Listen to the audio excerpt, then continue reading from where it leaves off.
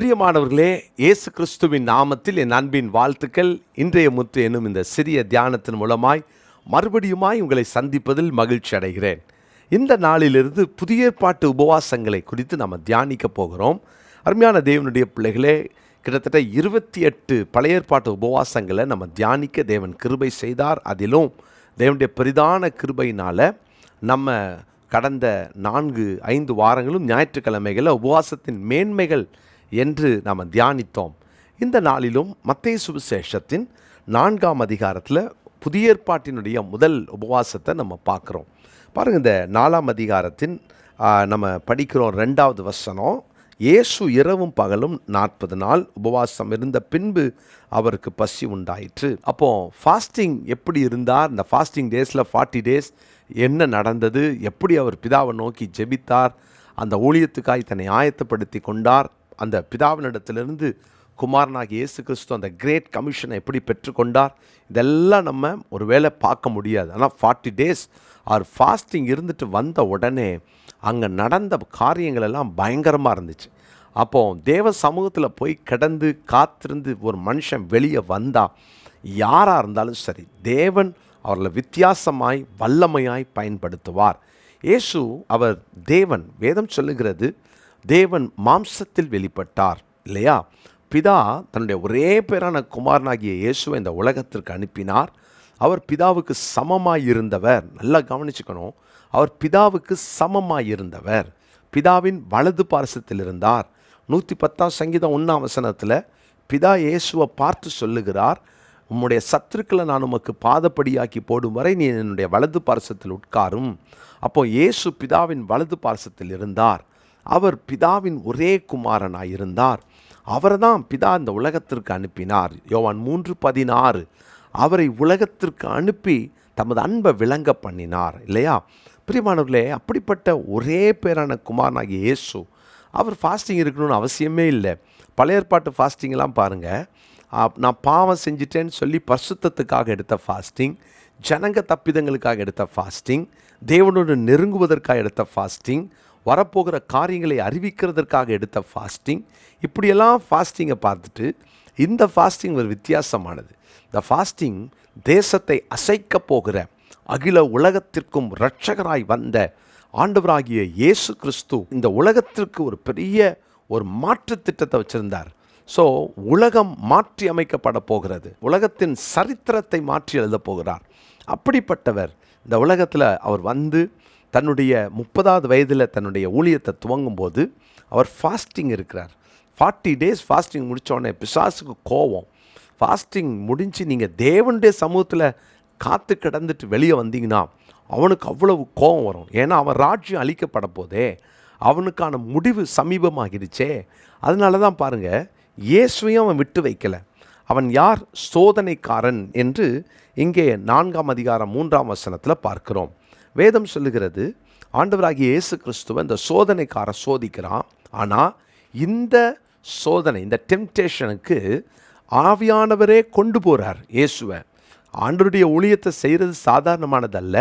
சில டெம்டேஷனை கடந்து வந்து தான் ஆகணும். டெம்டேஷனே இல்லாமல் நான் ஊழியத்துக்கு வந்துட்டேன்னு சொல்ல முடியாது. எல்லாருக்கும் சோதனை உண்டு. அதுவும் தேவனுடைய ஊழியத்தை செய்கிறவங்களுக்கு இன்னும் அதிகமான சோதனை உண்டு. சோதனைன்னா உடனே அதில் விழுந்து தான் ஆகணுமானா கிடையாது. டெம்டேஷனை அதில் தப்பிக்கவும் தேவன் வழி வச்சிருக்கிறார். அதனால தான் கர்த்தரோடு நடக்கிறவங்க சோதனை வரும், சோதனையை ஜெயிச்சிருவாங்க. நீங்கள் சோதனையில் ஜெயிக்கிறவர்களாக இருக்கணும். அதுதான் இயேசு சோதனையை ஜெயித்து காண்பித்தார். பிரியமானவர்களே, அப்போது அவருக்கு வந்த சோதனையில் பாருங்கள், ஆவியானவரே வனாந்திரத்துக்கு கொண்டு போகிறார். அப்போது ஆவியானவரால் கொண்டு போகப்படுகிறார். இவர் ஃபாஸ்டிங் இருந்த இடத்த பார்த்தீங்கன்னா யோர்தானுக்கு அருகாயிருந்த ஒரு வனாந்திரம். அந்த வனாந்திரத்தில் தான் இந்த பக்கம் எரிகோ இருக்குது. ஸோ அந்த ஏரியாவில் தான் அவர் ஃபாஸ்டிங் இருக்கிறார். அப்போ அவர் ஃபாஸ்டிங் இருக்கும்போது 3 சோதனைகளை இவர் சந்திக்கிறார். அப்போ எப்போவுமே சோதனையில் 2 வார்த்தை இருக்குது. சோதனைன்னு ஒரு தமிழ் வார்த்தையில், ஆங்கிலத்தில் டெஸ்ட்டும் இருக்குது, டெம்டேஷனும் இருக்குது. டெஸ்ட்டு தேவன் வைப்பது, டெம்டேஷன் பிசாசு கொடுப்பது. அப்போது தேவன் வைக்கிற டெஸ்ட்டில் நம்ம பாஸ் ஆகி நெக்ஸ்ட் லெவல் போயிட்டே இருக்கணும், ப்ரமோஷன். ஆனால் டெம்டேஷன் இருக்குது பாருங்கள், இது நம்மளை ஃபெயில் ஆக்கிறதுக்கு, நம்ம விழுவதற்கு பிசாசு வைக்கிறது.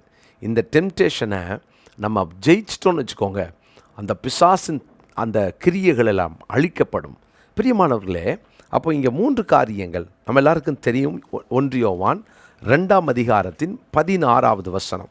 1 யோவான் 2ஆம் அதிகாரம் 16ஆம் வசனம். ஏனெனில் மாம்சத்தின் இச்சையும் கண்களின் இச்சையும் ஜீவனத்தின் பெருமையுமாகிய உலகத்தில் உள்ளவைகள் எல்லாம் பிதாவினால் உண்டானவைகள் அல்ல, அவைகள் உலகத்தினால் உண்டானவைகள்.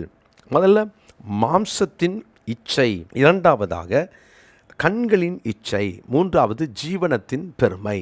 3 காரியம், 3 சோதனைகளை பிசாசு வைக்கிறான். இந்த மாம்சத்தின் இச்சை தான் இவருக்கு பசி உண்டான உடனே 4ஆம் அதிகாரம் 3, 4ஆம் வசனம், 3ஆம் 4ஆம் வசனங்களில் இவருக்கு பசி உண்டாயிற்று. பாருங்கள், அந்த கல்லையெல்லாம் பிசாசு காமிச்சு இதெல்லாம் அப்பம் ஆகும்படி செய்து இந்த பசி ஆற்றி கொள்ளலாமே அப்படின்னு சாத்தான் சோதனைக்காரன் இயேசுவை சோதிக்கிறான். இயேசு உடனே பாருங்கள் அந்த இச்சையை தூண்டுறான். இப்படி தான் ஏவாளுக்கு இச்சையை தூண்டி ஏவாள் அதை சாப்பிட்டுட்டு புருஷனுக்கு கொடுத்துட்டா. ஆனால் இயேசுவுக்கும் பாருங்கள் இந்த சோதனையில் பேசிக்காக வர்றதெல்லாம் பார்த்திங்கன்னா மாம்சத்தினுடைய இச்சை. அது முழுக்க முழுக்க மாம்ச சம்மந்தப்பட்டதாக தான் இருக்கும். அதுவும் சாப்பாடு சம்மந்தப்பட்டதாக தான் இருக்கும். முதல் மனுஷியாகிய ஏவாளுக்கு உணவு சம்மந்தப்பட்ட சோதனை தான், டெம்டேஷன் தான். இயேசுவுக்கு உணவு சம்மந்தப்பட்ட டெம்டேஷன். இஸ்ரவேல் ஜனங்கள் 40 வருஷமும் முறுமுறுத்தது, சோதனையில் விழுந்ததெல்லாம் உணவு சம்மந்தப்பட்டது. அதனால தான் எப்போவுமே சாப்பிடும்போது நம்ம தொண்டையில் கத்தி வைக்கணும். அடிக்கடி நான் சும்மா விளையாட்டுக்கு சொல்வேன், நம்ம நிறைய நேரம் தொண்டையில் கத்தி வைக்கிறதுக்கு ஆடு தொண்டையிலையும் கோழி தொண்டையிலையும் கத்தி வச்சிடுறோம். ஆனால் நம்ம எப்போவும் நம்ம உணவு விஷயத்தில் கவனமாக இருக்கணும். கண்டதெல்லாம் சாப்பிட்டு, கண்ட நேரத்தில் சாப்பிட்டு, அளவுக்கு மிஞ்சி சாப்பிட்டு நம்ம எப்பவுமே கவனமாக இருக்கணும். கர்த்தருடைய பிள்ளைகளே, நம்ம தேவன் அந்த கிருபைகளை தருவாராக. அப்போது இங்கே பார்க்குறோம் அந்த உணவு விஷயம். இயேசுவுக்கு அதை எப்படி ஜெயிக்கிறார் பாருங்கள். அவர் பிரதியுத்தரமாக, மனுஷன் அப்பத்தினால் மாத்திரமல்ல தேவனுடைய வாயிலிருந்து புறப்படுகிற ஒவ்வொரு வார்த்தையினாலும் பிழைப்பான் என்று எழுதியிருக்கிறதே. இந்த 3 டெம்டேஷன்லேயும் அவர் சொன்ன வார்த்தை எழுதியிருக்கிறதே. வசனத்தை தான் காமிச்சார். இவர் தனியாக போராடலை, வசனத்தை தான் காமிச்சார். அப்போ இதனுடைய முக்கியமான காரியத்தை கற்றுக்கொள்ளணும். இந்த 4ஆம் அதிகாரத்தின் 4வது வசனத்தில் வசனத்தை அவர் அங்கே ஆகாரமாக்கினார். அந்த டெம்டேஷனில் வசனத்தை அவர் ஆகாரமாக்கினார். முதலாவது வசனத்தை ஆகாரமாக்கினார். பிரியமான தேவனுடைய பிள்ளைகளே, இன்றைக்கி நமக்கு ரொம்ப முக்கியமானது வசனத்தை நாம் ஆகாரமாக கொண்டால் தேவன் நமக்கு அந்த ஜெயத்தை கொடுப்பார். 2வதாக கண்களின் இச்சை. இந்த கண்களின் இச்சை நம்ம உடனே பிசாசு என்ன செய்கிறான் பாருங்கள். கொண்டு போய் 8ஆம் வசனத்திலிருந்து 10ஆம் வசனம் வரைக்கும் மறுபடியும் பிசாசு அவரை மிகவும் உயர்ந்த மலையின் மேல் கொண்டு போய் உலகத்தின் சகல ராஜ்யங்களையும் மகிமையும் அவருக்கு காண்பித்தான். எல்லாத்தையும் பாருங்கன்னு காமிச்சிட்டு, சாஷ்டாங்கமாக விழுந்தா, என்னை பணிந்தா நான் இதெல்லாம் உமக்கு தரேன். இயேசு ராஜா தான், ஆனால் பிசாசு தான் ராஜ்யத்தை கொடுக்க நினைக்கிறான். இந்த உலகத்தின் ராஜ்யத்தை கொடுத்து மயக்க நினைக்கிறான். கண்களின் இச்சை. கர்த்தருடைய பிள்ளைகளே, மாம்சத்தின் இச்சை ஜெயிச்சார். 2வது கண்களின் இச்சையை, அந்த இச்சையை அந்த காமிச்சு, அந்த கண்ணை கவர்ற மாதிரி காமிச்சு மகிமையும் காமிச்சானா. ராஜ்யத்தை மாத்திரமல்ல, அதன் மகிமையை காமிக்கிறான். இவைகளை காண்பித்து பிசாசு அவரை எப்படியாவது தன் வசப்படுத்த நினைக்கிறான். ஆனால் இயேசு விடலை. பாருங்கள், அங்கேயும் இயேசு அப்பாலே இப்போ சாத்தானே, உன் தேவனாகிய கர்த்தரை பணிந்து கொண்டு அவர் ஒருவருக்கு ஆராதனை செய்வாயாக என்று எழுதியிருக்கிறதே. வசனத்தை ஆதாரமாக்கினார். முதலாவது வசனத்தை ஆகாரமாக்கினார். 2வது வசனத்தை ஆதாரமாக்கினார். யாரை வணங்கணும்னு வசனம் சொல்லுதுன்றதில் அதில் அவர் உறுதியாக இருந்தார். வசனத்தை ஆதாரமாக்கினார். 3வது ஜீவனத்தின் பெருமை. பாருங்கள், இந்த 4ஆம் அதிகாரத்தின் 5ஆம் 6ஆம் 7ஆம் வசனங்களில் பிசாசு பரிசுத்த நகரத்திற்கு கொண்டு போய் தேவாலயத்தின் உப்பரிக்கையில் அவரை நிறுத்தி, நீர் தேவனுடைய குமாரனே ஆனால், தேவனுடைய குமாரன்னு இவருக்கு தெரியும். அப்போது உலகத்துக்கு தம்மை தேவனுடைய குமாரனாக அவர் வெளிப்படுத்த போகிறார். இனிதான் அவருடைய ஊழியம் ஆரம்பிக்க போகுது. இப்போ பிசாசு எங்கே கை வைக்கிறான்? நீ தேவனுடைய குமாரனே ஆனால் தாழ குதியும், மேலேருந்து கீழே குதிங்க, ஏன்னா தூதர்களுக்கு உண்மை குறித்து அவர் கட்டளையிடுவாரே. அதான் பிதா கட்டளையிடுவார்னு 91ஆம் சங்கீதத்தில் இருக்குதே. நீ தாழ குதியும்னு சொல்லி இப்போ இயேசுவை சோதிக்கிறான். கர்த்தருடைய பிள்ளைகளே, இப்படி தான் வசனத்தை வச்சு, வசனத்தை காமிச்சு, வசனம் எப்படி இருக்குதே, வசனத்தில் விஷத்தை குடித்தா ஒன்றும் ஆகாதுன்னு இருக்குது, அப்போ விஷத்தை குடியும்னு சில இஸ்லாமியர்கள் இப்படிப்பட்ட காரியத்தை சொல்லுவாங்க. நம்ம ஆட்கள் இதை கேட்டுட்டு நிறைய பேர் அப்படின்னா மார்க் 16ஆம் அதிகாரத்தின் மற்ற 16ஆம் வசனத்திலிருந்து இப்போ it is not applicable for this எரான்னு சொல்லி இப்போ இருக்கிற பைபிளில் நிறைய பேர் எழுத ஆரம்பிச்சிட்டாங்க. அது இக்காலத்துக்கு அது ஒத்து வராதுன்னு. அப்படி அல்ல. பிசாசு வசனத்தை வச்சு வசனத்தை காமிச்சு இயேசுவை சோதித்த போது இயேசு அதை ஒப்புக்கொண்டாரா? இல்லையே.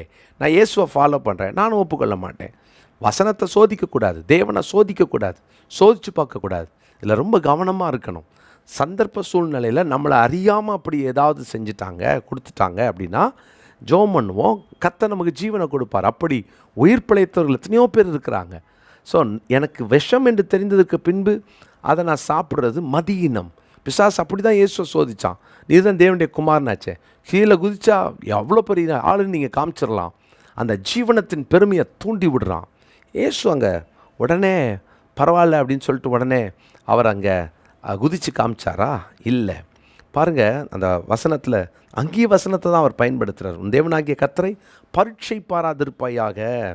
வசனத்தை ஆயுதமாக்கினார், வசனத்தை ஆகாரமாக்கினார், வசனத்தை ஆதாரமாக்கினார், வசனத்தை ஆயுதமாக்கினார். பிசாசின் சோதனை ஜெயிக்க இதுதான். வேத வசனமாகிய பட்டயம் எப்பவும் உங்கள்கிட்ட இருக்கணும், ஆயுதம். பிசாசு ஓடி போவான். அதுதான் உங்கள் ஆதாரம். இப்படி இருக்குதே ஆதாரம், இதுதான் எனக்கு ஆகாரம். ஆதாரமாய் ஆயுதமாய் வேத வசனங்கள் இருந்தால் நாம் ஜெயிப்போம் என்பதில் எந்த சந்தேகமும் இல்லை. மத்தேயு 4:4 இந்த நாளுக்குரிய மனப்பாட வசனமாய் எடுத்துக்கொள்ளுங்கள். கர்த்தருடைய வசனத்தால் நாம் பிழைப்போம். ஜெபிக்கலாம். நல்ல தகப்பனே, எப்போதும் திருவசனத்திற்கு நடுங்குகிறவர்களாய் வசனத்தை ஆகாரமாகவும் ஆதாரமாகவும் ஆயுதமாகவும் நாங்கள் வைத்துக்கொள்ள எங்களை விட்டு கொடுக்கிறோம், அர்ப்பணிக்கிறோம். தொடர்ந்து எங்களோடு இடைப்படும் ஆண்டவரே. உம்முடைய கிருபை எங்களை தாங்கட்டும். இயேசுவின் நாமத்தில் ஜெபிக்கிறோம் நல்ல பிதாவே, ஆமேன்.